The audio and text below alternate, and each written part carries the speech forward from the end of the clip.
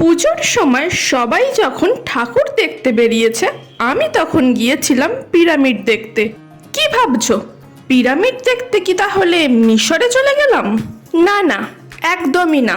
হ্যাঁ মানছি, বাকি সব হিস্ট্রি লাভারদের মতো আমারও সেই ছোট্ট থেকে খুবই ইচ্ছা মিশরের পিরামিড দেখার, কিন্তু মন চাইলেই তো আর ব্যাংক ব্যালেন্স সঙ্গ দেবে না। তো সে যাই হোক, আর 5টা বাঙালির মতো নবমীর দিন সকালবেলা আমিও বেরিয়ে পড়েছিলাম ঠাকুর দেখতে আমার ফ্যামিলির সাথে। আর প্রথমেই গিয়েছিলাম বসিরহাটের ঘোষবাড়িতে। আচ্ছা, তোমরা যারা আমার ভিডিও দেখো কমেন্টে জানিও তো কে কে ঘোষবাড়ি এসেছো। বেশ অনেকটা জায়গা নিয়েই বসিরহাটের এই ঘোষবাড়ি, তাই ঠাকুর দেখার পর যখন এদিক ওদিক ঘুরছিলাম তখনই চোখে পড়ল এই পিরামিড।